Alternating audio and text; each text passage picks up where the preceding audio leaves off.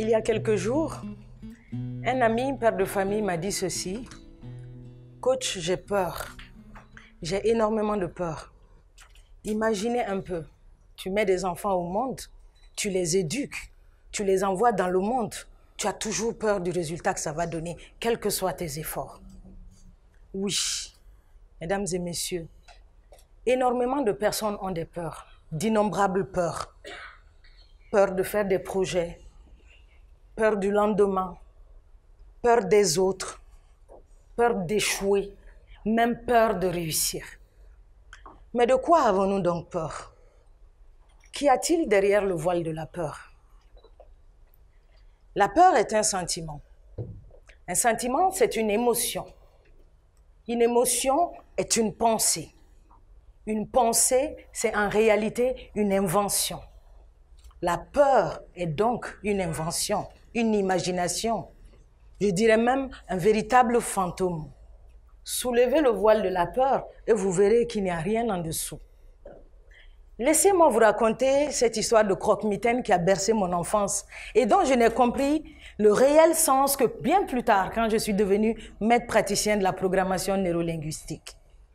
C'est l'histoire d'un croque-mitaine qui a envahi la basse-cour un jour. C'est tout d'abord le coq qui a vu le croque-mitaine et qui a couru dire aux autres « Je viens de voir un monstre. Il a une de grandes ailes, un grand bec. Il m'a agressé. Je ne me suis pas laissé faire. Venez le voir. » Ensuite, c'est le bélier qui a couru et qui est venu dire aux autres « J'ai vu le monstre. Il a plutôt des cornes, des yeux rouges comme venus de l'enfer. Il m'a agressé également. » Et enfin, le chien est parti. Il est revenu aussi, mais il a une autre explication du monstre. Je l'ai vu, tout poilu, noir, il aboyait.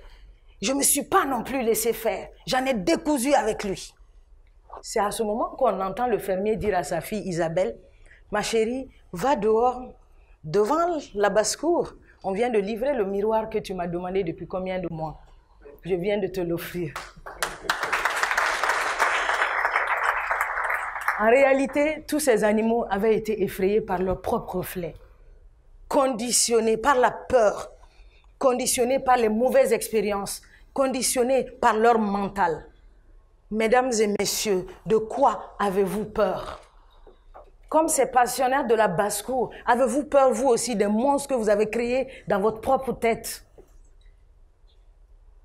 Alors qu'en réalité, on dit que 90% de toutes les peurs n'ont aucune chance d'arriver en réalité dans la vie.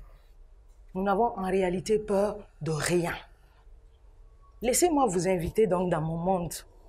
Un monde imaginaire où vos projets peuvent être possibles. Un monde imaginaire où vous pouvez rencontrer les meilleures personnes avec lesquelles vous pouvez tout bâtir. Un monde imaginaire où vos rêves peuvent se réaliser, où votre vision peut être puissante à la force de votre positivité et à la puissance de vos croyances. Ce monde, c'est possible, à condition de donner de la force à vos rêves.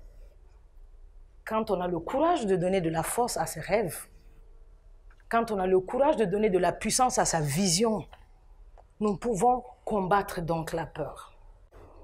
La peur ne sera plus à ce moment, ce monde prêt à bondir sur nous, quand nous nous attendions le moins de le voir. Mesdames et messieurs, je vous invite à mettre dans votre vie ce que nous, coachs, nous appelons un état d'esprit positif. Je vous invite à mettre de la force tous les jours à vos rêves. Je vous invite à avoir de l'espoir, à avoir du courage, à affronter tous les jours votre réalité, mais surtout à regarder dans vos yeux le futur que vous voulez bâtir. À la force de ces rêves-là, vous allez faire partir la peur comme de la fumée. Je vous le garantis, la balle est dans votre camp. C'est le moment d'agir. Merci.